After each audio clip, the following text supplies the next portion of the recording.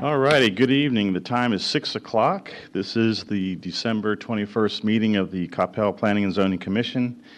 We will recess into work session and then reconvene into general session at 6:30. The time is just about 6:01.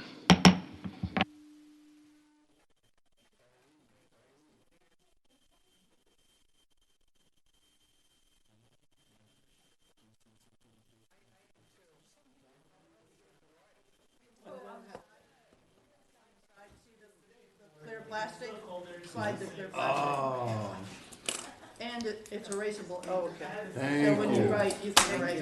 Thank you, thank you, thank you. A trick pen. Yeah. Don't leave, if you, but since it's erasable ink, if your paper gets hot, the ink. Okay, I like You it. doing? Good, how are you? Summer in Texas. How's everybody doing? Howdy, howdy. Hey. Howdy, hey. Merry Christmas. Yeah, you were worried about, I'm sorry, okay. You were worried about not even having a quorum tonight? Look at this. Look at this. Man, we are so dedicated. Can That's you right. believe this crew? That's This is right. like unbelievable I crew. think it was because nobody responded and told her they were coming. Yeah, I know I did. As soon as you sent the email, I was like, Sorry, I Cammy, sorry. Yeah, I know I did. I was part of the problem. You guys ready to rock and roll here? That's why we are enticing with food. Yeah. Maybe they'll respond. We're good. Is there Okay. supposed to be food here? All righty, so we'll start with the roll call for the work session of the P&Z. I'm Edmund Haas, the chair. Commission members will call the roll here. Sue Blankenship, Present. Kent Halfman, Here? Ed Marr, Present. Cindy Bishop, Present. and Freddie Guerra. Present. We know that Vice Glenn Chair. Portman's not going to be available. He's in Paris, I believe, right? Okay, our first order of business is to review the cases. I'll turn it over to Mary to introduce staff, and we'll take it from there. Okay, so staff tonight, we have myself, I'm Mary from Basel, Senior Planner, Matt Steer, Development Services Administrator, Cole Baker, EIT Graduate Engineer, Rachel Rosenstern, our Code Compliance Officer, Cami McGee, Planning Secretary, and Louis Rahil, our Assistant Director of Community Development. So I'm going to start with Matt has the first item, Okay, so I'll let him go first. okay, so mine is one lot on K Street. The plat was approved in February 2019, so it divided this large property into two, and we issued a permit in August 2021. They went, built the house, and we went for our final inspection and realized that it was brought to our attention that they had 54.3% lot coverage as opposed to the 35 that was allowed by the ordinance.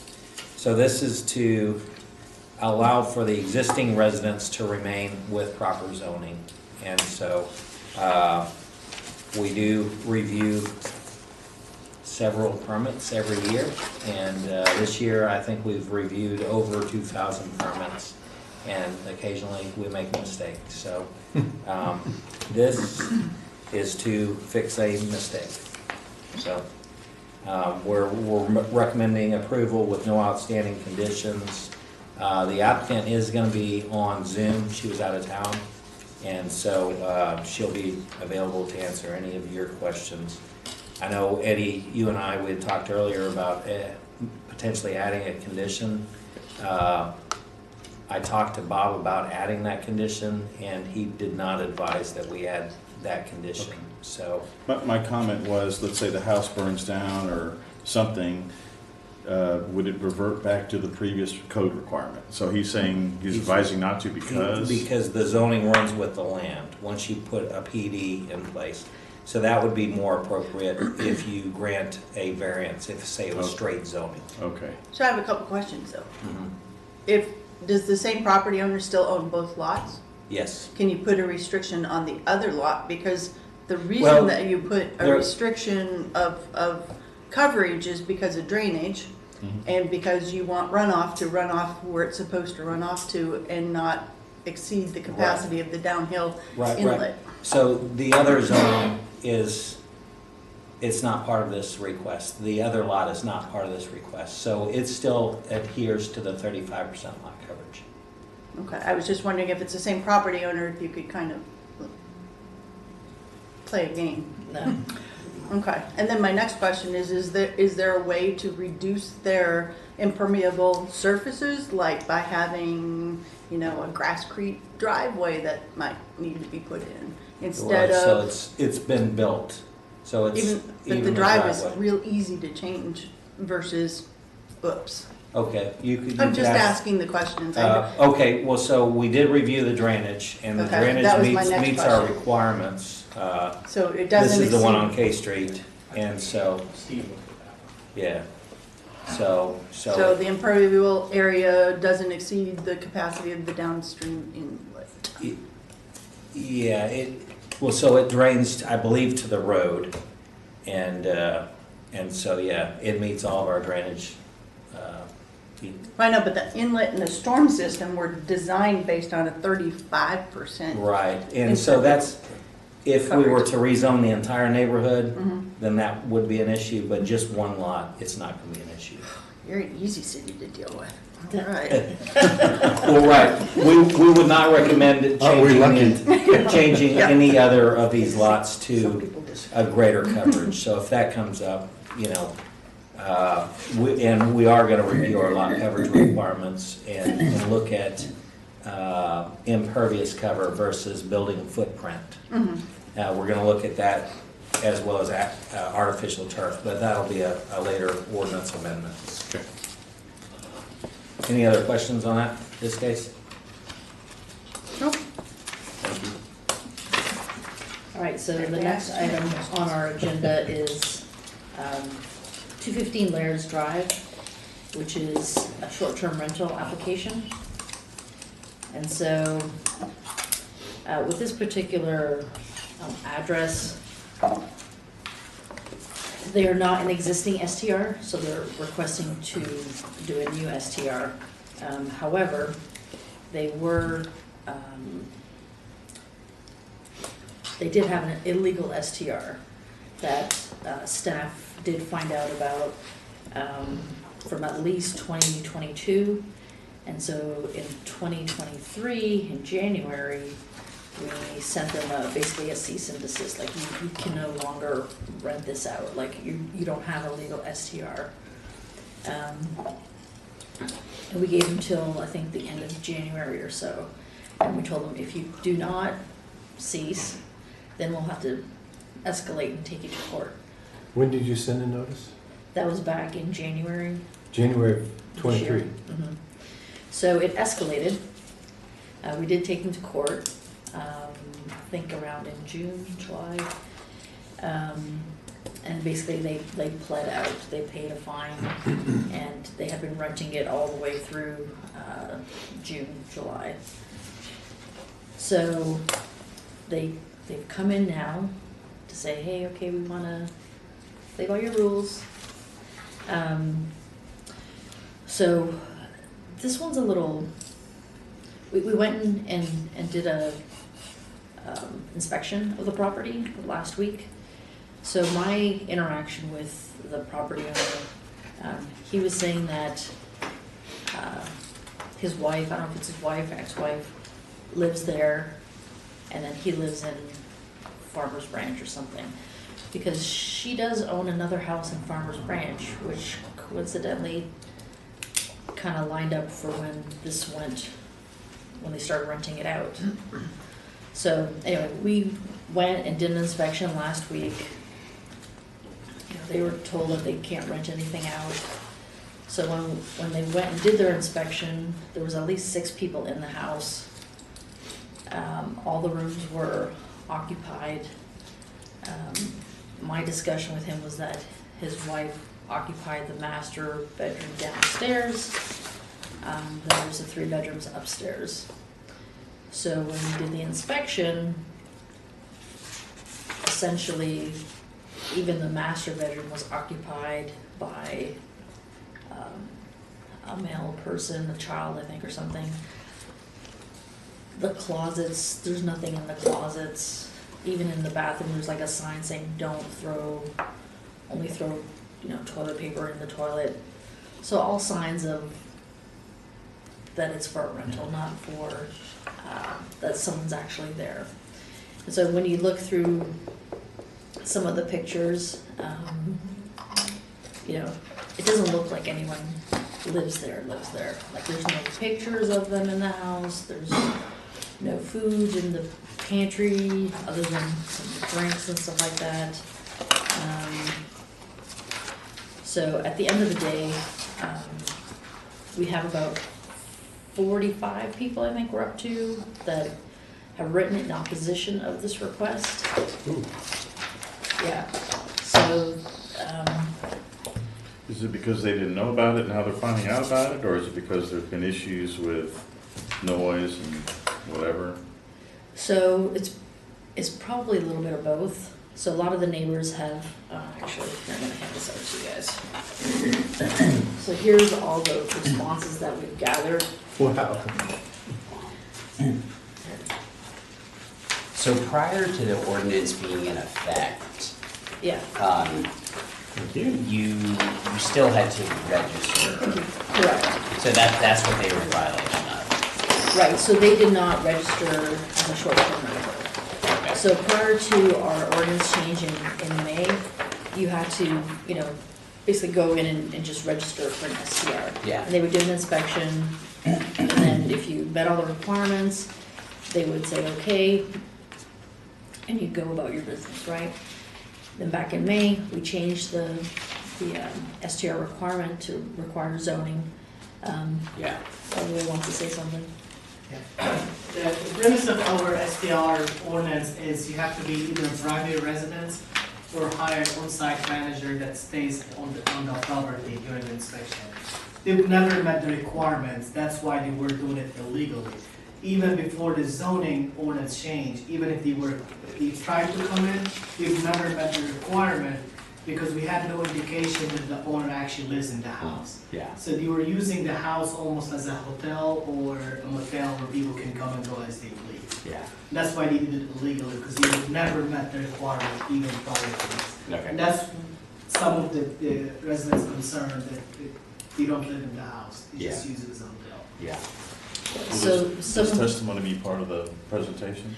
well, one of my slides is an Airbnb from back in January that says, you know, 4 rooms, the whole house for rent, up to 10 people. Okay. So it's a 4-bedroom house, so obviously they're not living there if they're renting out 4 rooms.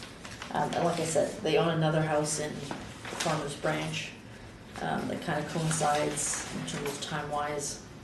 So they've kind of been deceptive about the whole thing, is your sense of the matter That's what we're, yes. leaning towards? Okay. Yeah. Um, You know, all the What's the- neighbors cite, you know, they've had some, so we checked with police, you know, they were there on a parking issue. And then there was I think a third party had issued 2 warrants that they went out for. Code violations, they had, I think maybe high grass and weeds one time. And then the STR, illegal STR, which we took them to court. And, you know, even when we sent them the letter, they continued to rent out the property. They did not stop until we took them to court and the judge told them they had to stop. So even now, like And I that said- was in June. Right, so it took us, you know, it's a process, right? Like you issue them as a warning, and then you send them letters, and then, I don't know if it got bumped or whatever, but it finally got kind of settled in, was it June or July, Rachel? Yeah, I think it was June. June? The court paperwork had the date of June on it. So Yeah. they had a judgment against them in June, Correct. and you did the inspection when? Last week. We did an inspection last week. We went into the home. And we still don't have an evidence that they live there. Correct. From what we. How about a manager? Do you have evidence of a manager there? No. from- But there were renters there? There were Yes. people in the house. Okay. Now, Well, we You didn't choke him and say, are you a renter, or are you a, who are you? Yeah, okay. well, from when they inspected, all the rooms were occupied, they all had suitcases in them. Right. Um, So the evidence was. Those are pretty Yeah. The female that was supposed to be living there that said she lives there full time, there was no evidence that she was there. She wasn't even on site. Mary, just a clarification, so when you're recommending to deny this, Yeah. what is it based on? Just, is it everything we just talked about, or? Right, so, all the neighbors don't want an SDR. They've already evidenced that, I already have people saying that, they've been renting it out for, like, if you look at the third one down, been renting it out for the last 2 years. The traffic, because, if you can have all these people there, then there's all the cars parked on the street, they're already seeing that they have traffic issues. It just goes on, the typical, I mean, they don't any way want you to look at it, they internet. haven't been in compliance. Yeah, Yeah, past or present. yeah, so like when I talk to him, he says, no, my wife lives here and I live over here, and I'm just like, okay. Things just don't track.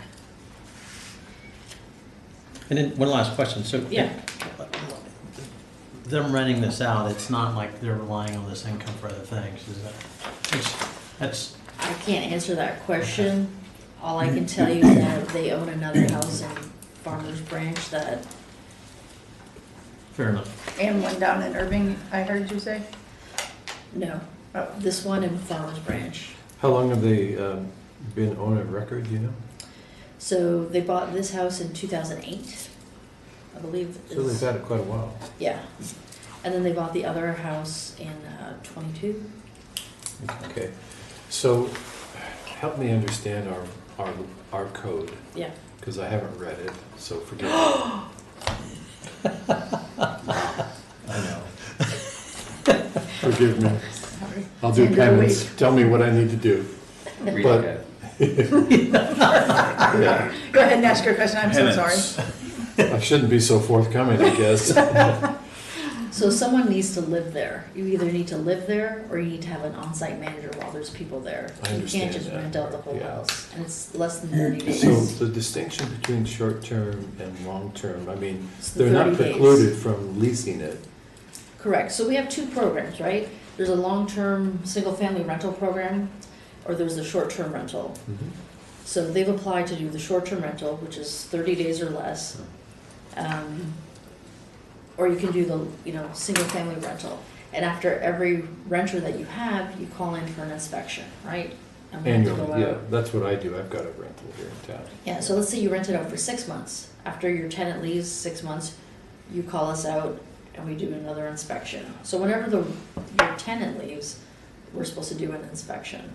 But they haven't registered for either program. And this doesn't limit their ability to do long-term rental. If they chose to do long-term rental, we're not taking that ability away from them. We're just saying the short-term rental. The STR, yeah, there's Yeah. lots of observation of that.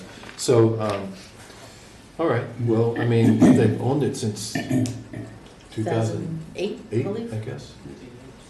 I mean, who knows what their situation is, but that's gotta be a alternative they should be considering, right? I mean, they're probably getting quite a bit of money on this STR, but. Not our problem. Does the, in this last note, the violation of the CCNRs, Yeah, I saw that. so how And would that's that? something that the HOA would have to take HOA up would with have them. to deal with, Yeah. Okay. Are there any other extenuating circumstances that you've not noted in your report? Because I obviously read your report.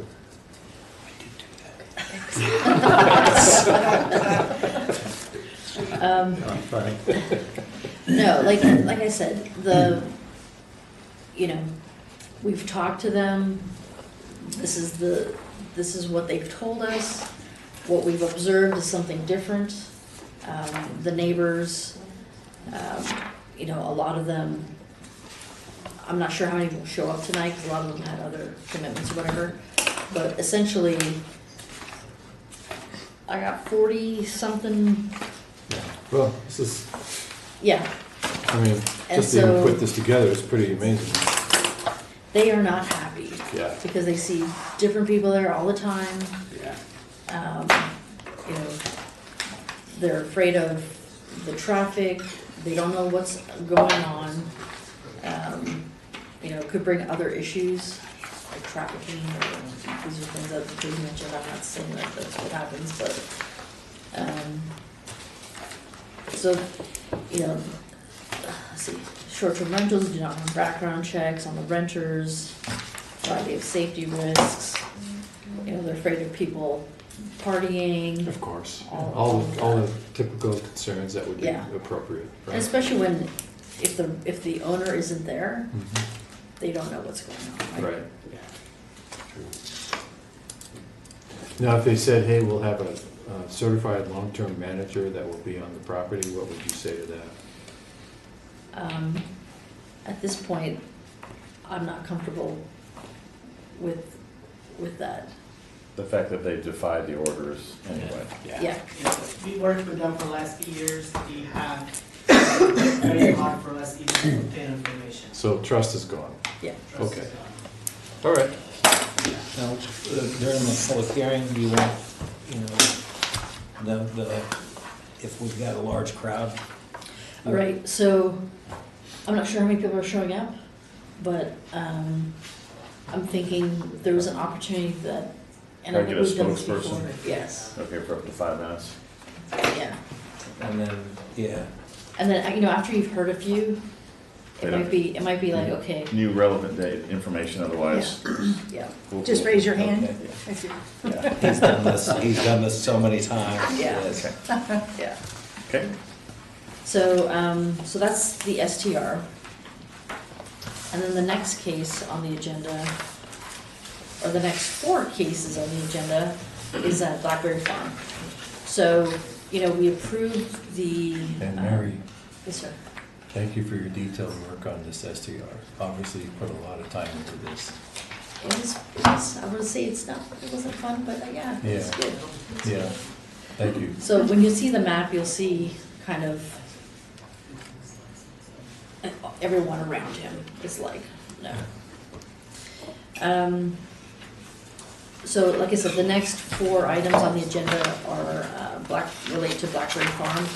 So the first 2 items are the vacation plats for Blackberry Farm. So essentially what we're doing is, when they came before us, was it back in September or so, and wanted the private gated streets, and that was approved by city council. So in order to do that, we're gonna vacate the 2 plats, so phase 1 and phase 2. Essentially what that does is create a blank slate. It's like it never happened. So we have to do that first In order to before we incorporate can approve the new phase 1, phase 2 Blackberry Farm plats. it. Right. So essentially, the only kind of changes is that it's now, the streets, the bridges, the street signs, all that stuff now falls on the HOA to maintain.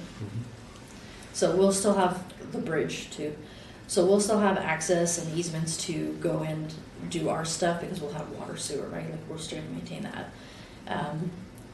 But it essentially puts everything back on the HOA because this is what they wanted, this is what got approved.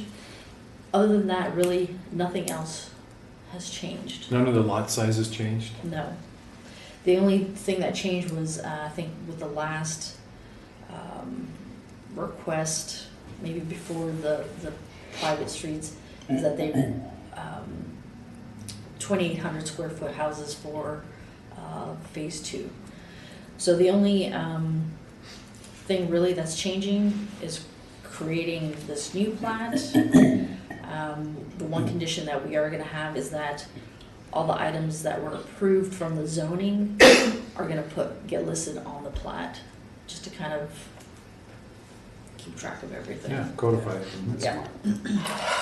So that's the one thing we didn't have a chance to kind of, So none of the street alignments changed, no sites changed? no, everything's built, everything's the same? right? Like it's built. Yeah. And inspected by the city. Yeah. So, you know, Unusual development. like normally, when they Wasted a come lot of in to money. do a private street, they come in at the beginning Mhm. because they don't want to build it to city standards or they want to build it whatever with some exceptions. This was kind of more at the end. So it's built, but before we can accept it and everything, they have to plat it. And so, before we can plat it, we have to vacate the other plat. Yeah, So- makes sense. When it goes down to the county to get filed, they'll Should be file the easy. vacated plats, and then they'll file the new plats. So is there a reason that you're doing it in a two-step process with the vacation plat and then replatting versus just doing an amending plat? Just, It's cleaner. This is a lot cleaner to vacate the plats. It's blank slate, then you don't have all these R1, R3. got it, okay, fair Yeah. enough. And it involves right of way that we're. Yeah, the dedication. Yeah, the dedication. So it's like the pen, invisible ink, erases everything. So if we vacate the plats and then disapprove the rest of it, then he's really messed up, isn't he? Well, you Right. can't, you can't not approve it because it's already, it meets all the requirements. Well, there could be some concerns. Yeah. So sometime down the road, you know, when the HOA realizes what a mistake this is, Mhm. can they can they vacate the plat again and then replat it and dedicate it That's to what I the was city? gonna ask you. Because Yeah. it's already been inspected by the city, it's already been The built city- to city standards. You know, I'm sure they could always ask that, right? Because you can always ask, right? Right, But we don't have to accept it. right. That's right. Okay, I'm just asking, Yeah. but, I mean, that's a strong case for why you would accept it, because it was built to city standards and I think that inspected. HOA thing's. But like at the end of the day, it was approved by zoning already, right? We're just trying to match the zoning to the plat.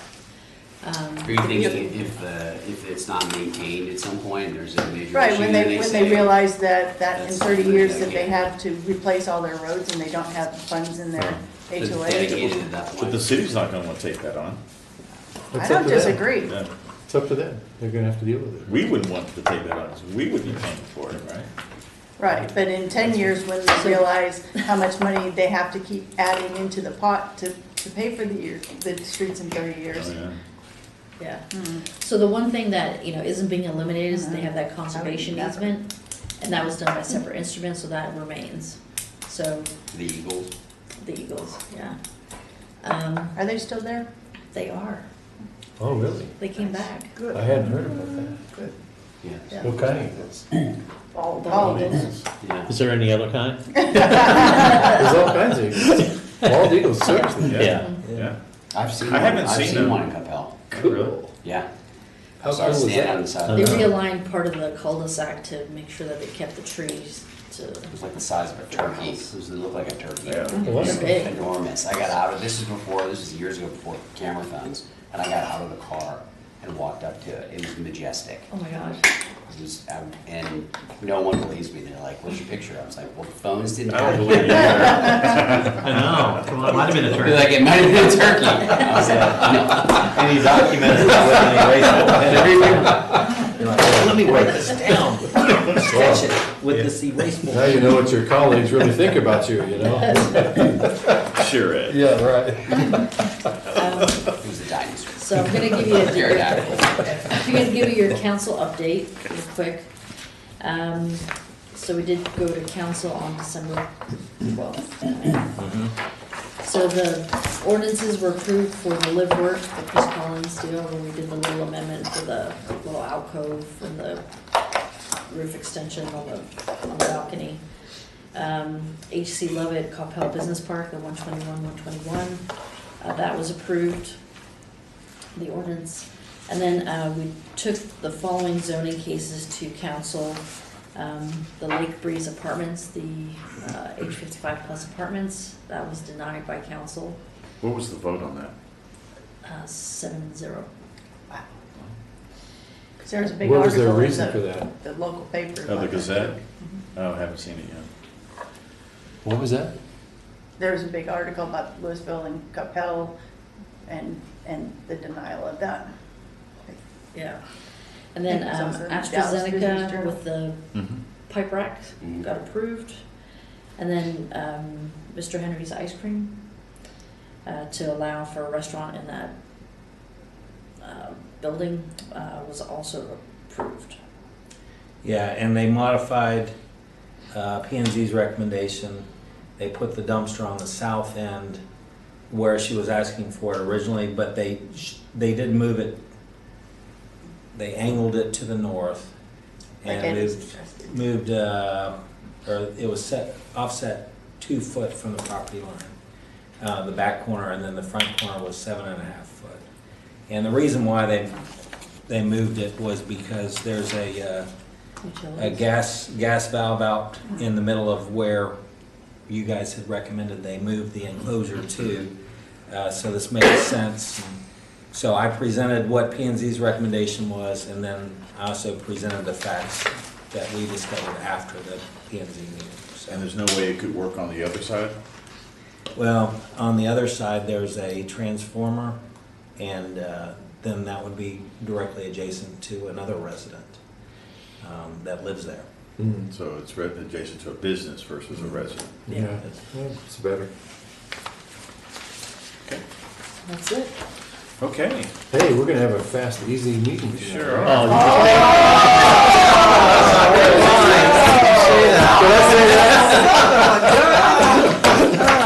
Do we need a break before we start? I gotta use the restroom. So we're going to convene a break from the work session and convene in 5 minutes. Cool. 5 minutes. 6:31. Midnight, I know. I'll come back.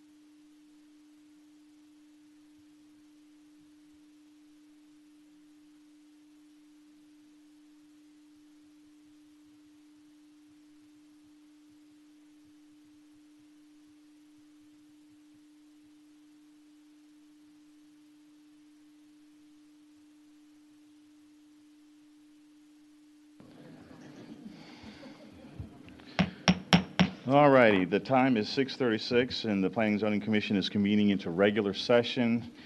Prior to coming out before you, we met in pre-session to review the cases.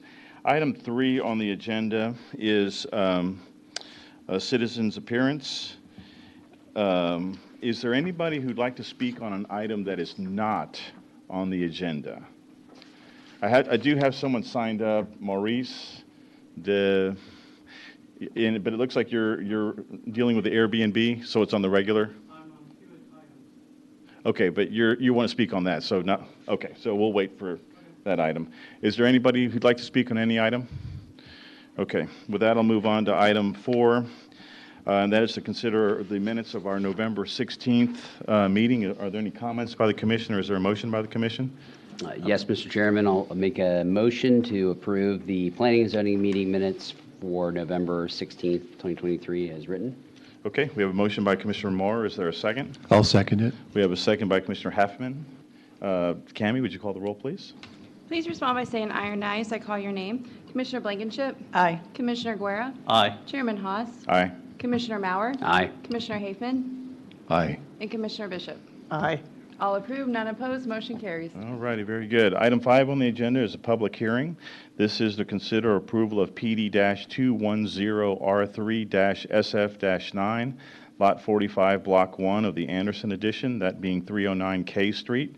A zoning change request from Plan Development 210, Single Family 9 to Plan Development 210, Revision Number 3, Single Family 9, to consider allowing a 54.3% lot coverage in lieu of the 35% allowed on 0.21 acres of property located on Lot 45, Block 1 of the Anderson Edition, at the request of Lena Mary, the property owner. We have a staff presentation by Matt Steer, and the applicant is virtual tonight. Okay, very good. Matt, take it away. Mr. Chairman, Commissioners, good evening. This is item number 5 this evening. It is your first public hearing. The plat for the subject property was approved in February 2019, and the building permit was issued in August 2021. The request is to allow 54.3% lot coverage for the subject property. The building permit was issued in August 2021, and the house has been constructed. It was not until the final inspection when staff was alerted to the coverage requirement not being adhered to. Staff researched the permit history and determined that it was issued without noting the building exceeded the maximum coverage requirement of 35%. The house still meets all required minimum front, side, and rear yard setbacks. Here are some elevations of the home that were approved, as well as a photo. We sent out 30 notices to surrounding property owners within 200 feet, 182 courtesy notices within 800 feet. We received no responses in favor or opposition. Staff is recommending approval of this request with no outstanding conditions, and this will bring the current house in compliance with the zoning, if approved. Very good. Thank you, Matt. Any questions of staff by the commission?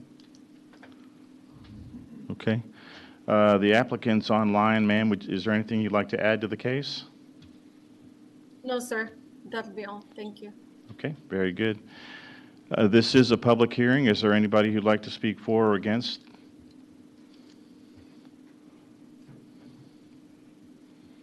If I could get your name and address for the record. Maurice Vivitz, and I live at 316 K Street. Okay. And your comments there, sir? So I'm in favor. I live across opposite side of the street and 2 houses over from the house, and it, as Matt said, it meets the setbacks, so I don't have any issues with this. Okay, very good. Thank you very much. Is there anybody else who'd like to speak on the item? Okay. Seeing none, sorry. I'm Mark Stewart, 3932 Ridgecrest Drive. I came over from Flower Mound. Lena's a good friend of mine. I'm the architect, and I wanted to express my views from that perspective. I know that K Street is a wonderful street right now, and it's being transformed. Lena and her family has invested in the property, multiple lots on that property, and all of their properties that they develop are super high quality, and the values continue to increase in the developments that they do, and the quality of the work is fantastic. So just wanted to speak in support of it. Very good. Thank you very much. I have two other folks signed up, Yvonne Goyachoya and Mason Mary. Yes, sir. I'm Mason. Lena's brother, and I've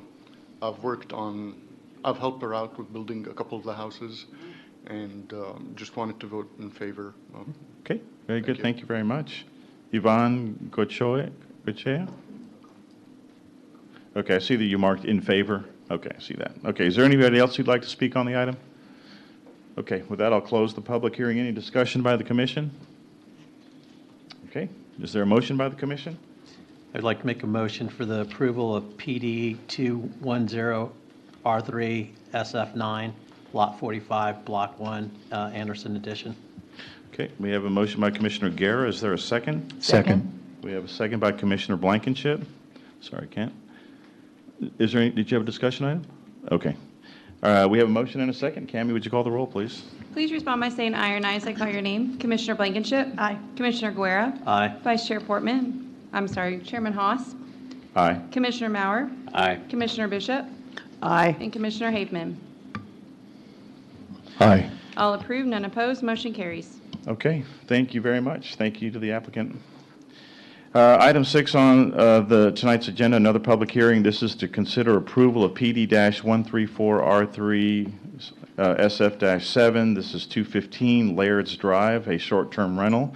A zoning change request from Plan Development 134 revised, Single Family 7, to Plan Development 134 revision number 3, Single Family 7, to consider allowing a short-term rental on property located at 215 Laird's Drive, that being of the Coppell Green Subdivision, Phase 2, Lot 12, Block F, at the request of Faith and Dylan Onsen, the property owners. And we have a staff presentation by Ms. Mary Perone Boswell. Mary? Good evening, Chairman and Commissioners. This item before you is for an STR. Again, on May 30th of this year, Coppell City Council approved an ordinance amending the Code of Ordinance, Chapter 12, for a special use permit, defining and establishing a special use permit requirements for lodging houses, which includes short-term rentals. So all existing and future short-term rentals will be required to have a special use permit in addition to registering with the city in order to legally operate in the city of Coppell. We currently have about 10 registered STRs that needed to go through the process. We've had 3. This one is currently not registered, but will be our 4th to go through this process. So the applicant has owned the home since 2008 and does have a homestead exemption on it. The residence has 4 bedrooms, 3 of which are being requested to be rented out with this STR request. The residence is located at the corner of Laird's Drive and Mulroney Drive. The single-family home has a 2-car garage and has 2 additional spaces on the driveway for guest vehicles to park.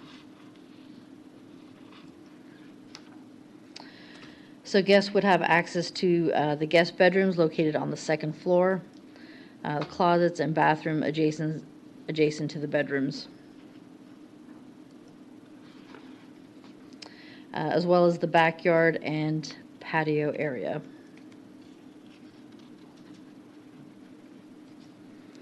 So the applicant has indicated that Ms. Onsen lives at this address and occupies the main floor master bedroom.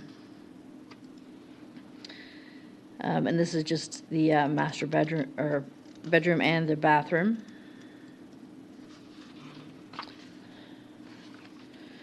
So there are no signs on the building indicating that it is an STR. There are currently no listings on Airbnb.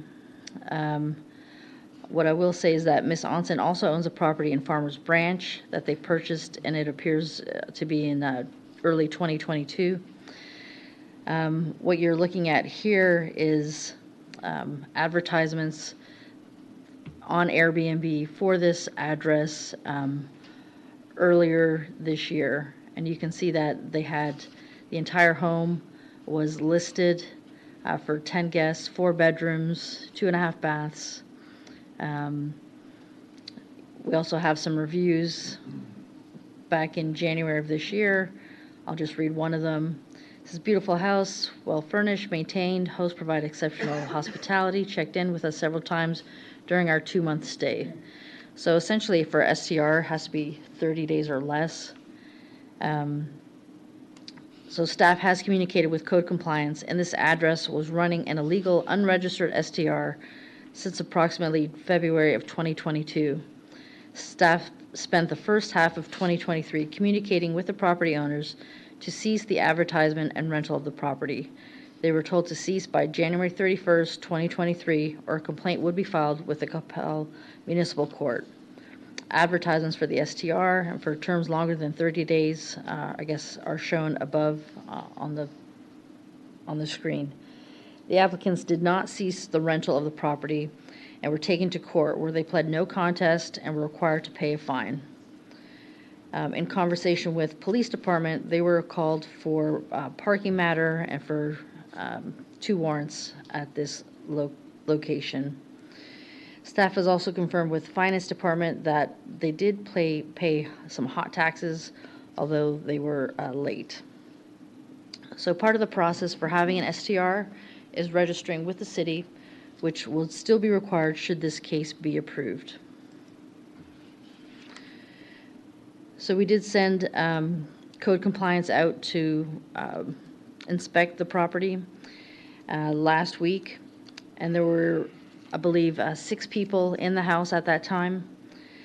What I'm showing you here on the screen is the master bedroom where the applicant states that Miss Onsen stays, but this is where a male was staying, and the closet pictures show that few clothes are in there, and anything that was in there was male clothing. The bathroom also has a sign that's typical in a public bathroom to not throw certain items in the toilet. So there was essentially no evidence of Miss Onsen actually living at the address. Here are just some other pictures from when they went through the inspection. The laundry room, the pantry. Essentially there's really nothing in the pantry other than some drinks. The kitchen. There we go. So again, this is a zone change request. We did send out notices, 25 within 200 feet, as required by state law. We did send out an additional 80 courtesy notices within 800 feet.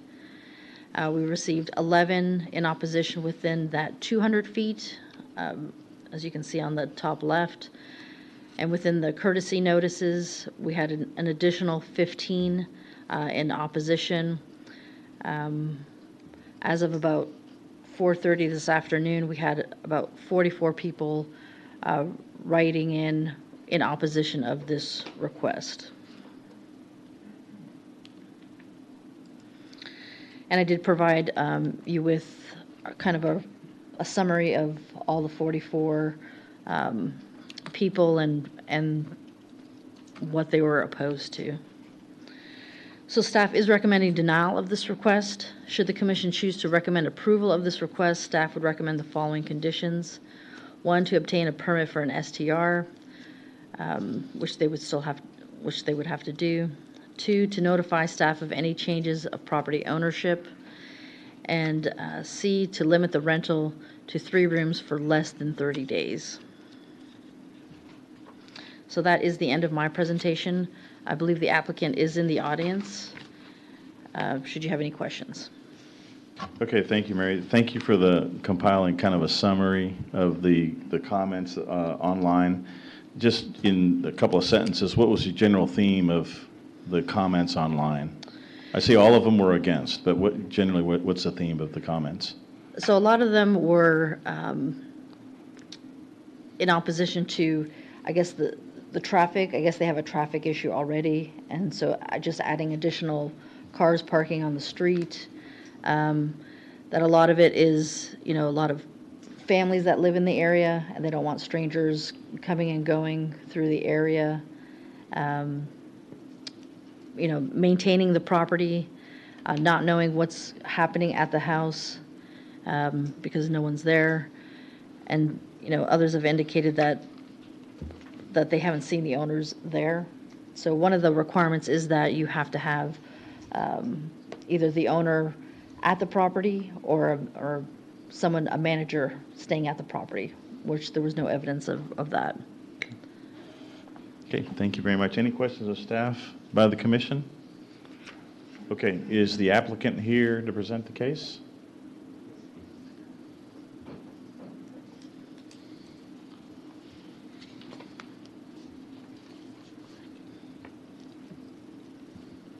Good evening. If we could get your name and address for the record and... Delon Onsen, 215 Lair Drive. Okay, so staff has recommended denial of the application. Are there any comments you'd like to have regarding your application? Well, if I understand, it looked like there's few, like I see it over there, like there's a few people who oppose it. I don't know for what reason, but I don't see why they shouldn't oppose it. Okay. Is there anything else you'd like to add to the application? Why we should consider approving it? Or Well, there's really no traffic problem over there. We are at a corner lot, and we just want 3 rooms. There won't be no problem for the parking. We have enough parking around, and just 3 rooms. I don't see why they should oppose it. And do you live at this property?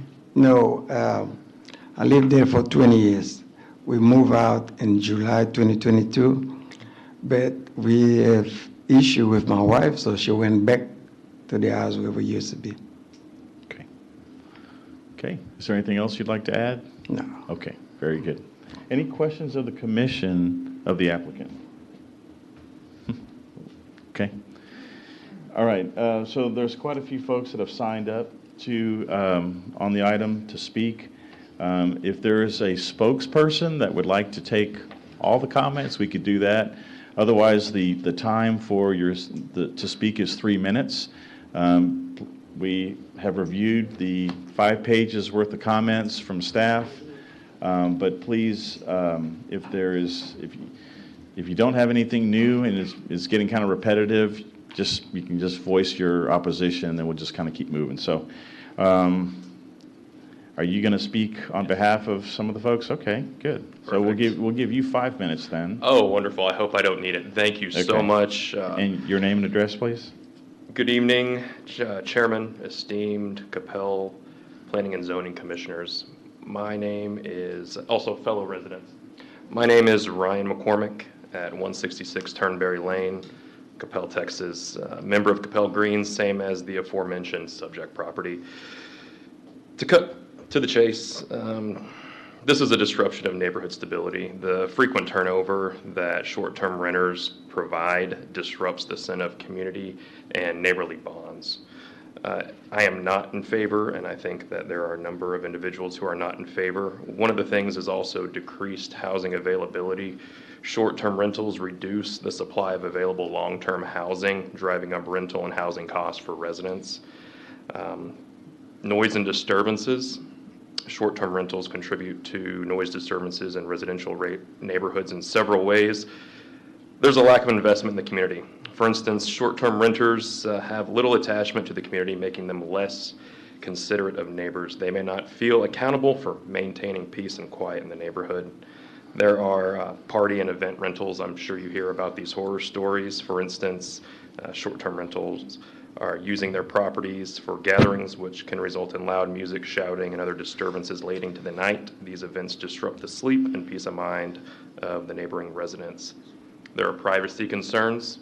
Short-term renters may not be as considerate of the privacy of their neighbors as long-term residents, leading to disturbances such as intrusive photography or peering into neighboring properties. Safety concerns can be a significant issue for communities with a high concentration of short-term rentals. Short-term renters are strangers to the neighborhood, and residents do not know who is living next door. This anonymity raises concerns about security and safety. Let's see. Vehicles in the area result in traffic congestion. We've already heard this. It makes it less enjoyable to the residents who do park their cars there and live in our neighborhood. In summation, I oppose this zoning request not only for the negative impact of property values, which results in lost tax revenue, but also the implication of destabilizing our neighborhood through their risky behavior. Those requesting the change did not follow procedure by running these unsanctioned short-term rentals. We should not condone this behavior which prioritizes their selfish desires, and I do not appreciate someone pursuing cash flow at the expense of my property value and my family's safety. With that, I yield the rest of my time, and I'm happy to answer any questions. Okay. Thank you very much. Kent? Thank you for your testimony. I really appreciate it. And I know this is a volatile issue here, but curious, you've outlined, salient points regarding STRs. We do have successful STRs in this community, and they're well managed, and the neighbors don't mind, or actually some even support. So while you've outlined a lot of negative aspects to STRs as a general rule, do you have specifics regarding this property that you would like to address as far as negatives? No, this has been aware to me for about 24 to 48 hours. I am in no support of any short-term rentals in Coppell Greens, period. You may say they're successful, and that person is once again pursuing cash flow at the expense of my family's privacy and safety, but don't terribly care for it. I prefer if there was no short-term rentals in Coppell. I think community cohesion is damaged by them, and everyone who I've talked to, a couple of them you've probably gotten voicemails from this young lady, emails, they would be standing up here if this moved forward. I understand that there is a motion to decline the request, but this is not popular in any context, and anyone who I've talked to today in the past 24 hours. Any other questions? Thank you. Sue? Thanks.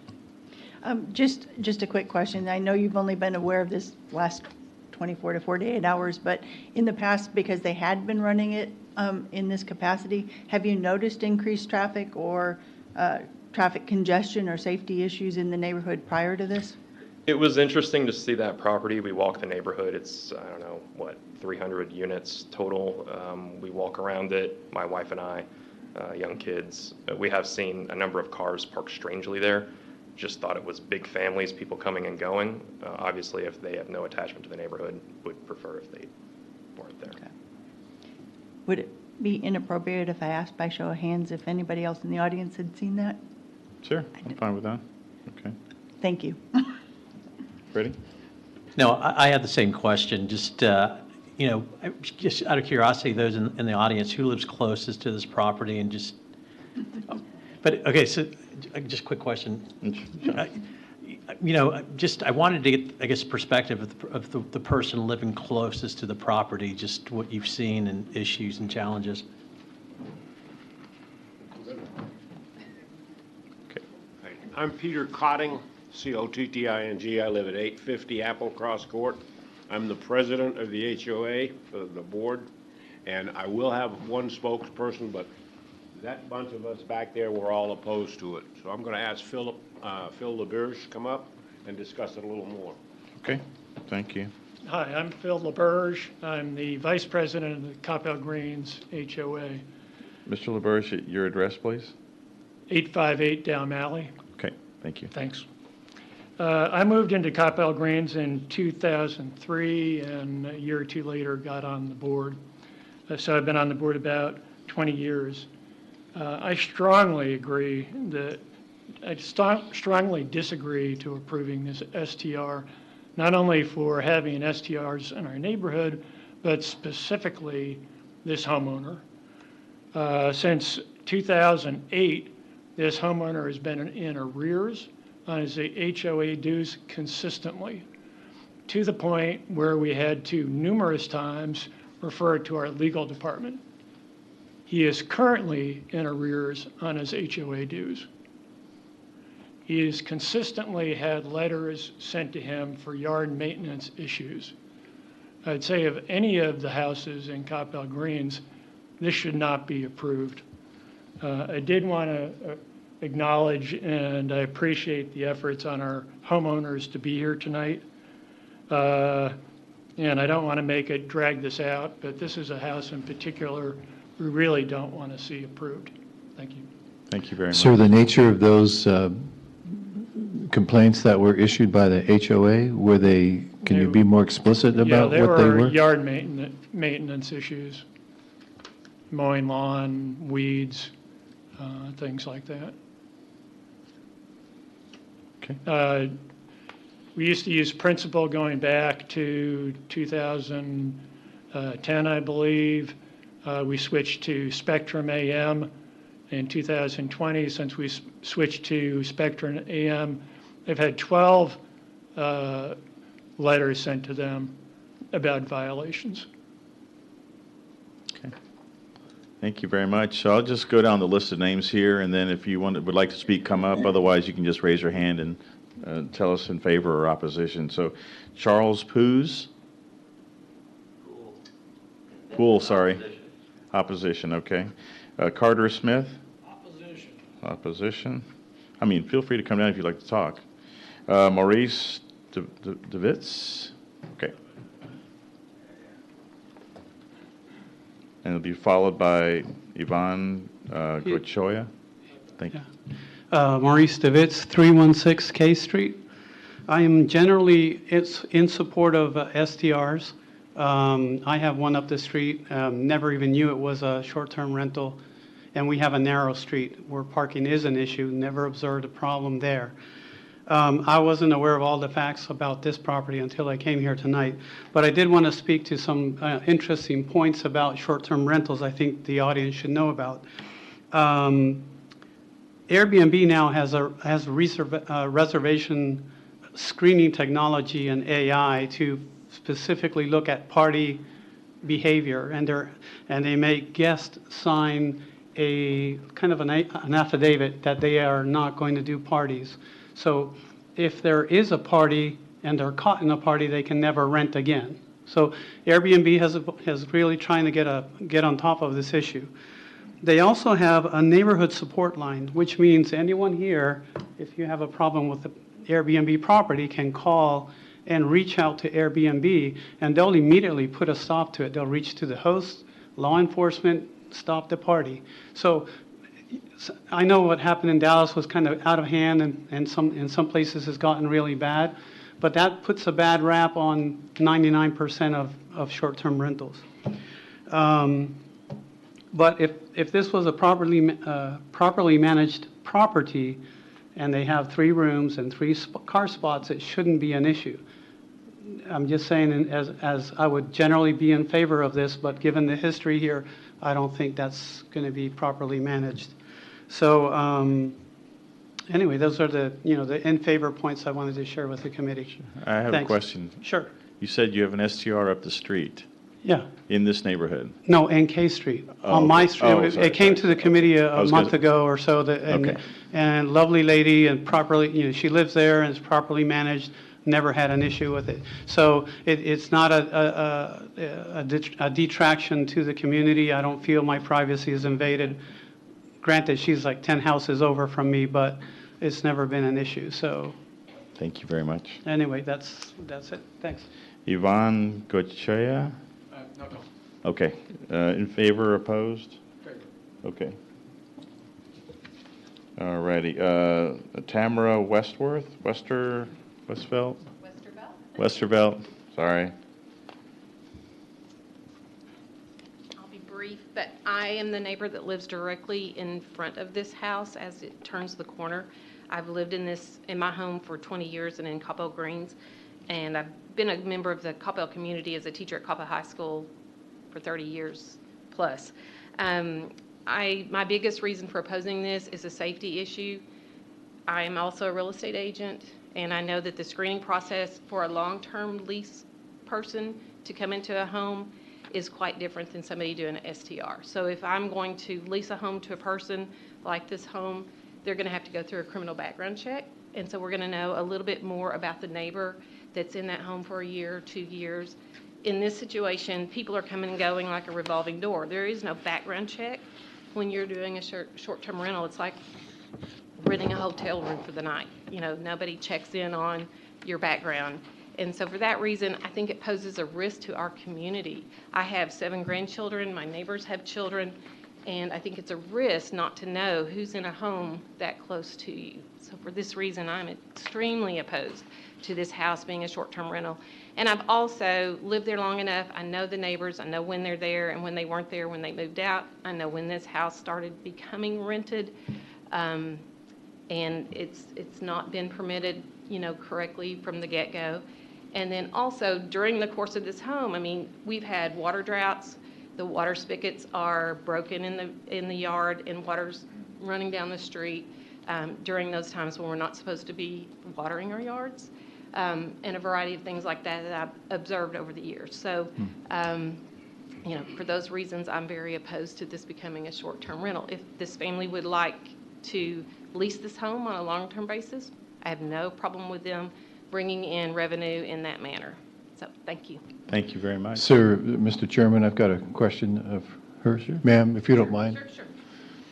So, question, if this home were properly maintained in every respect, and it had on-site management to manage the property properly, so someone actually lived there like they're supposed to, would you be opposed to this property or in favor of it? I would still be opposed not knowing who those people are that are coming and going on a 30-day basis or less. Even if they're managed by an on-site person who lives there? How would we know what kind of background checks are being run on those people? So you don't know who those people are. They're coming, they're going, they're not vested in the community. We've got kids out playing around in the neighborhood. So for a safety reason, I'd still be opposed to that.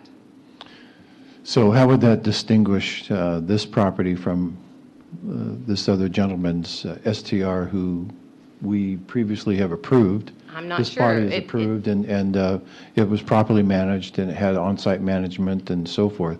So I'm just curious about your thoughts on that as an agent and So I would owner. still be curious as to how they're vetting the people that are coming into that home. Okay, fair enough. On a Thank you. safety reason. Mr. Chairman, would it be okay if I ask some questions of the owner? We'll come back to the owner so we can have last chance shot at it. I do have a couple of other folks signed up, Bo and Nancy Jackson. Good evening, and thank you for your service to our community. We live at 867 Mulraney, which is directly across the street from the side of the house that's being considered. And, you know, you asked for specifics. For instance, the screen of the window upstairs was off, laying on top of the roof for 6 months because someone up there would come out and smoke on the roof and then go back in. And from that vantage point, they have an interesting view of the neighborhood, I'm sure, but that, you know, every time I'd see that screen, when I'd go out in my front yard, I'd think, you know, at least they could put the screen back. My question to the board is, why was our community zone single family in the first place? There's a purpose behind all that you do. You are following a master plan for our community, and my assumption is that it was zoned single family so that people like me could buy a home and expect to live in a neighborhood and a community full of single family homes. And yet, with an STR, you circumvent that, and I might as well go live in a Holiday Inn. Now you say on-site management. Well, a hotel has on-site management, but there's all kinds of people coming and going hotel, and I wouldn't necessarily know who they are if I lived next door to it. So I don't necessarily object to the idea of an on-site managed property. I do have security concerns. I do notice things, you know, about homes that there are a couple of other, you said there were no other problems with some of the STRs already in our community.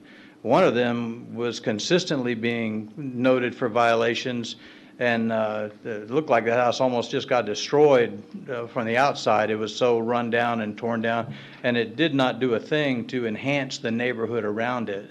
I think ultimately they put a long-term renter in there, and that's been cleaned up some. I But know we have 3 Airbnbs, I'm sorry, 3 short-term rentals that I found on Airbnb right there at Turnberry and Kilbridge. So we have 3 right there. And we don't know if they've been So- approved. We assume they've been approved by the commission. Yeah, I'm not sure. But we did, doing some of the walking and passing out some of the, giving information, we were told there's another one on Kilbridge that a neighbor said that house is being rented. I don't know if you know that or not, and I don't know the details behind it. That was just a comments a neighbor said. But, I guess where do we draw the line in a single home neighborhood to where's the limit? Because I noticed it's $268 a night to rent this home. If I can get $268 a night from my house, I'm out of there tomorrow. That's $8,000 a month, and I could live on that. So I understand the desire to cash in on that trend. And I know when our subdivision was created, that was not a common occurrence. And so it's a new thing that you're dealing with, that we're dealing with. But our feeling is that wasn't what our community was designed for as a subdivision, and it circumvents my reason for living there and living in Coppell. I've been in Coppell since 2008, in that neighborhood since 2012. So, and I served on the board for a while, and I'm active in the community, but we appreciate all you guys do. We just want to give you a perspective that we don't see how this enhances our property value or even helps maintain it in this era of wild, crazy property values going up. And this year maintenance was huge, and the grass was consistently There'd be this weeds high. 2 feet high in the yard, so it's, But and if somebody was on site, how would you know? We haven't seen Faith around the neighborhood for months. Used to see her out walking fairly often. We'd bump into her as we walked, but anyway, I've said more than I need to say. Land the plane. Okay. Thank you very much. Is there anybody else who'd like to speak on the item? Yes, sir? Oh, I'm sorry. You did sign up. Mr. Shrimali? Yeah. So my property is, I think, right diagonally across 855 Mulroney. And a lot of people spoke, so I won't repeat the same points. But one thing I'll say is, when you buy a house and live in a community, there's an expectation of building relationships. The kids go to school together, they build relationships. Neighbors help each other. Like Carter moved away like 10 years ago, when my kids fondly remember, he used to bring a large enough limo for kids to jump in. And that was, what, 20 years ago? So you are destroying the nature of life, because now, as he said, like, I can make $8,000. Once we start down that slope, where do you stop? Everybody wants to make money. So if I give you an analogy, it's a bad analogy, which is like, there's no point in getting married because you can every day have one night stand, okay? So you're destroying the life as we know it. Our children, we don't know who's coming, going.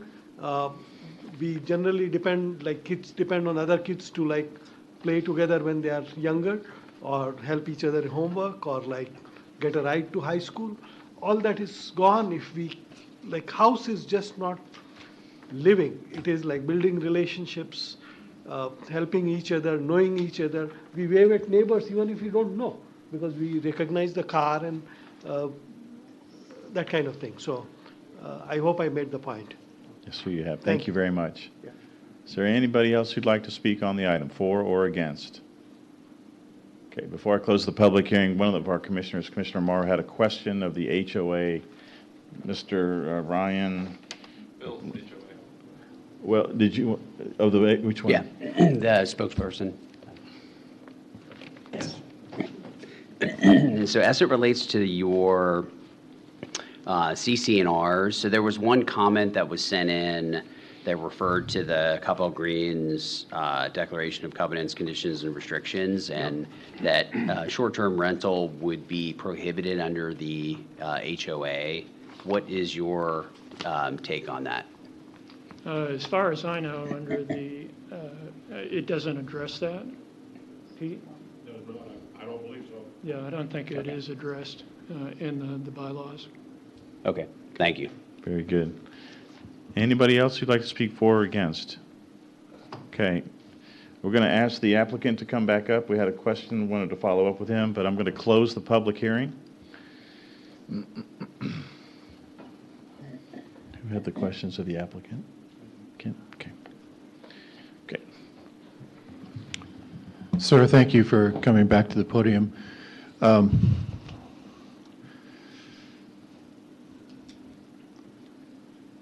I have some uncomfortable questions for you, and I would like to ask your permission to ask these uncomfortable questions if I can. Go ahead. Thank you, sir. I appreciate your openness and honesty here.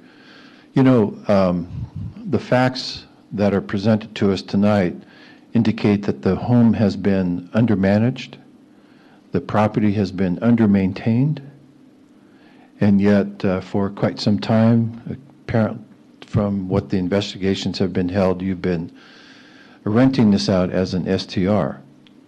So what's, I think, most troubling to me, and I can't speak to the rest of the commission, sir, is that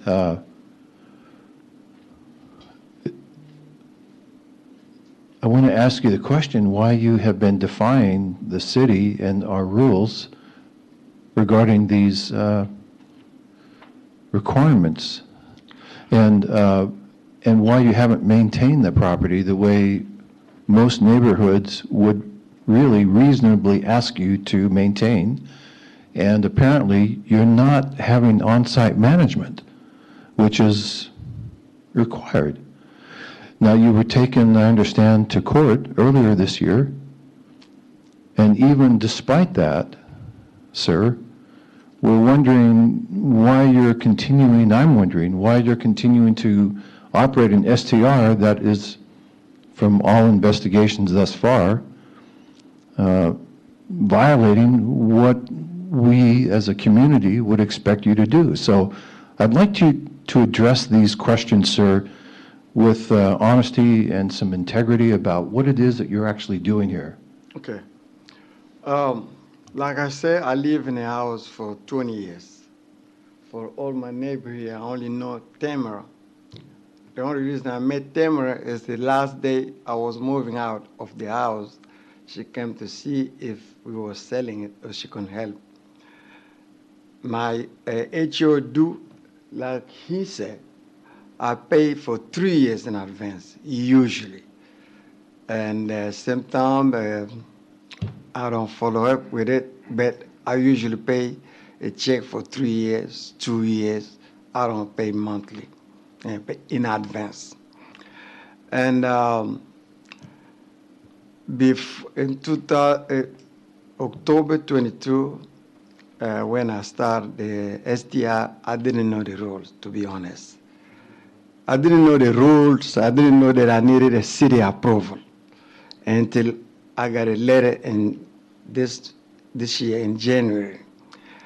But I was out of the country, and my son was helping me do the thing, didn't know what to do. So when I got back, it was already too late, and I went to the city, I paid no contest, and I paid a fine. Maintaining, we have issues. Sometimes we couldn't replace. No, for a moment I was not in the country, so I know we have a few issues with the land. I mean, the loan not being mowed properly, but it's been fixed since then. But we're not running any STR at this moment. It was stopped in July. Sir, we were No, those are investigated. our The visitors. site was looked at just a few weeks ago, and there were, this is what troubles me, sir, if you'll permit me.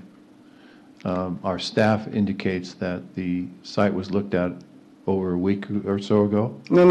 And Over let a me week, finish, please. over a week it was. Let me finish. oh, Thank you. And the staff indicated that every room was occupied and that no management was on site either. So I'm curious about this finding and what you would say about that, sir. Since July, nobody was there. We haven't done any STR anymore since July. We have a family coming from Florida. It was recommended by us for a friend to stay for Christmas. That's the people who was with us. Now, that's what the zoning people found over there. We haven't been running STI since July. So the advertising that has been going on with VRBO, was that terminated? It was terminated since July. There's no advertising after July. No advertising after July whatsoever. None.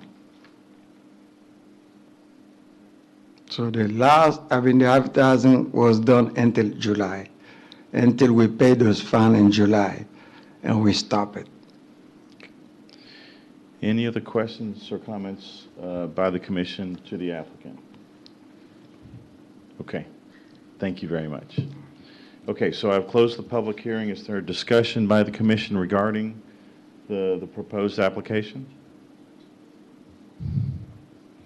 Okay.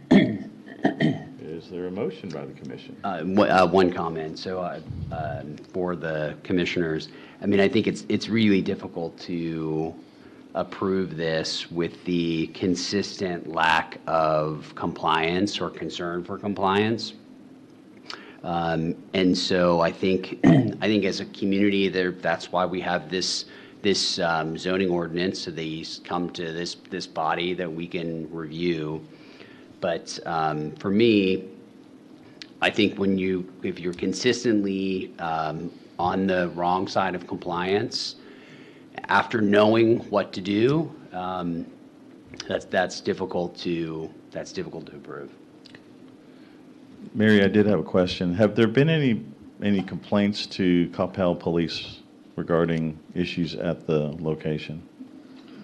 When I reached out to PD, there was, I think, one call for parking, and two, I think they had warrants from a third party.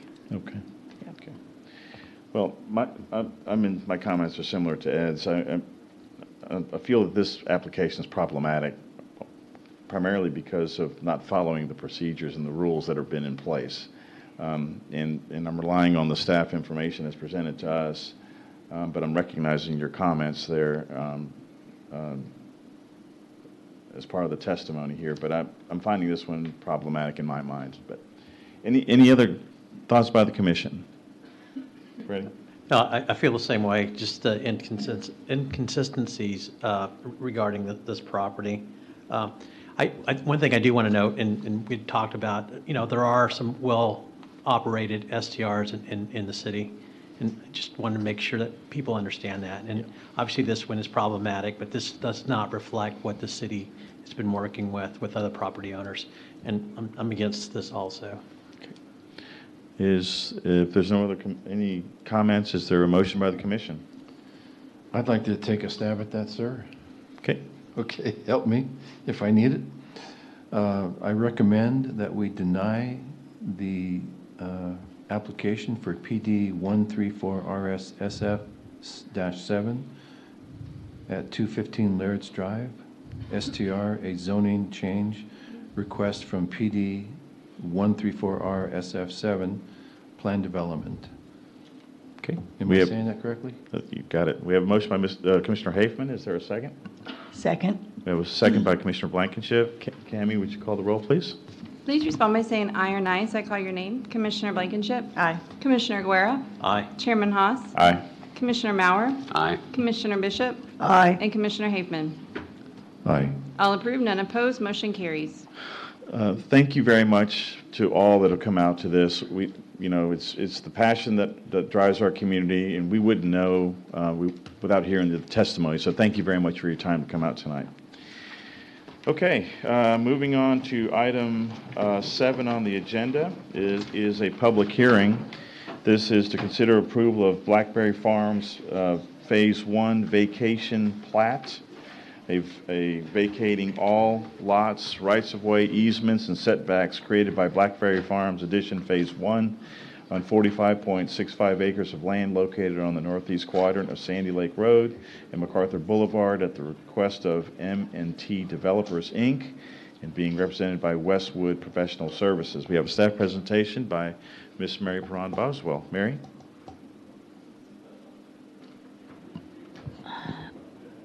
Okay. So this is a plat. Actually, the next 4 items on your agenda are dealing with Blackberry Farm. So the first 2, items 7 and 8, will deal with Phase 1 and 2 and the vacation plats. And items 9 and 10 will deal with Blackberry Farm and new plats. So what is going on? What are we doing? So the zoning for this site has changed, allowing for a private gated subdivision. This was approved just several months ago by City Council. So in order to put this into effect, essentially the plats that are existing, which have dedicated rights-of-way, we have to abandon that. So this is essentially a way to get a clean slate. So the HOA will be responsible for maintaining all the sidewalks, streets, bridges, signs, street signs, entry features, common areas, etc. The conservation easement that is in place will remain in place since it was filed as a separate instrument. And so in order to convert this into private streets, the existing plat needs to be vacated and removing all the dedications to the city. So once the vacation plat is approved, then the new plats can be approved. Mary, will we be taking items 8 and 9 on the vacation of the plats? And right. So we can do it 2 ways. We can take items, is it 7 and 8? I can't remember. It is 7 and 8, sorry. Yeah, so we can take items 7 and 8 and vote on them at the same time if you like, or you can vote on them independently, whichever way you want to do. But essentially, my presentation for both is the same. Okay, let's combine 7 and 8. Yeah. Do I need approval by the full commission on that? Are you guys all okay with that? Anyone yes? opposed okay. to this? Okay. So we are recommending approval of the vacation plats for both Phase 1 and Phase 2, subject to the following conditions: that the plat vacation must be filed before the new plat can be recorded. So essentially, that's why we're taking it first on the agenda, and then when we file it, we'll file those first before we file the new ones, just to make it copacetic. Okay. Very good. Any questions of staff by the commission? Ed? Yes, Mary, if you go back to the slide where it has the plat vacation, is the back part of that's the back cutout, that's part of the property? Right, so this is Phase 1, and I'm just going to go through the next. So that's a separate, okay, the one on the back is the separate plat. Okay, and then the there's second Phase plat. 2, Okay, right? okay, thank you. So, perfect. We were going to combine them with the new, when the new plats came in, but the engineers didn't have enough time to do it, so we're vacating 1 and 2 because that's how they were filed. And then for the new ones, we're going to do a 1 and 2, the same thing. Okay. Great, thank you. No questions of staff by the commission? Okay. This is a public hearing. Is there anybody who'd like to speak for or against the proposed items? Seeing none, I'll close the public hearing. Is there a motion or a discussion by the commission? I'll make a motion for the approval of Blackberry Farms PH1 and PH2 vacation plats. Okay, we have a motion by Commissioner Guerra. Is there a second? Second. Second by Commissioner Blankenship. Cammie, would you call the roll, please? Please, excuse me. Please respond by saying aye or ayes. I call your name. Commissioner Blankenship. Aye. Commissioner Guerra. Aye. Chairman Haas. Aye. Commissioner Maurer. Aye. Commissioner Bishop. Aye. And Commissioner Haveman. Aye. All approved, none opposed, motion carries. Okay, so we'll move on to items 9 and 10. Mary, I'm sorry, I'll read it into the record here. 9 is to consider approval of Blackberry Farms Phase 1, lots 1 through 15, Block A, lots 1 through 16, Block B, and lots 1 through 23 of Block C, and lots 1X through 4X, 6X through 8X. Final plat of 54-lot subdivision with 7 common area lots, including a private 50-foot right-of-way on 45.65 acres of land located on the northeast quadrant of Sandy Lake Road and MacArthur Boulevard at the request of M&T Developers and being represented by Westwood Professional Services, Inc. And then item 10 is consider approval of Blackberry Farms Phase 2 lots 1 through 9, Block D, lots 5X and 9X, final plat, and 9-lot subdivision with 2 common lot area lots, including gated and private streets on 9.21 acres of land located on the northeast quadrant of Sandy Lake and MacArthur Boulevard at the request of HBBL Development, Inc., and being represented by Westwood Professional Services. So, Mary, staff presentation. All right. So again, items 9 and 10, again, deal with Blackberry Farm. Essentially, we vacated the plats now. So now we're recreating and establishing the lots. So again, the HOAs be responsible for maintaining all the sidewalks, street, bridges, street signs, entry feature, common areas, etc. Conservation easement is still in place. This plat converts the public streets into private streets. Otherwise, the layout is essentially the same. They will still need to abide by the zoning requirements that are in place. So staff is recommending approval of the final plat of Phase 1 and Phase 2 for Blackberry Farm, subject to the following conditions. 1, that there may be other comments with detailed engineering review. 2, that the vacation plat must be filed before the new plats can be recorded. And 3, that we need to add the PD conditions approved with the zoning to the plat. So that was, all the conditions. I think it goes from like A to, I think we're down to like almost V, U, V, W, X, I don't know. I think we've almost exhausted the entire alphabet. So we're going to put those on the plat so that they're there up front and everyone can kind of see it. Okay, very good, Mary. Any questions of staff by the commission? Okay. This is a public hearing, or is there anybody who'd like to speak for or against the proposed application? Seeing none, I'll close the public hearing. Any discussion by the commission or a motion? Yes, Mr. Chairman, I'll make a motion to approve Blackberry Farms PH1 and PH2, subject to staff conditions. Okay, we have a motion by Commissioner Marr. Is there a second? I second. Second, Commissioner Guerra. Cammie, would you call the roll, please? Please respond by saying aye or nay as I call your name. Commissioner Blankenship. Aye. Commissioner Guerra. Aye. Chairman Haas. Aye. Commissioner Mauer. Aye. Commissioner Bishop. Aye. Commissioner Haveman. Aye. All approved, none opposed, motion carries. Okay, very good. Item 11 on the agenda is update on city council items. We did review those in pre-session, so we have that covered. Prior to adjournment, Mary, are there any other comments from staff? No, sir, just trying to wish everybody happy holidays and a happy new year. Thank you much. Hope you get to spend time with your family and have some time off. Recharge the batteries, yes. Happy holidays to everybody. So with that, I'll adjourn our meeting. The time is 7:34.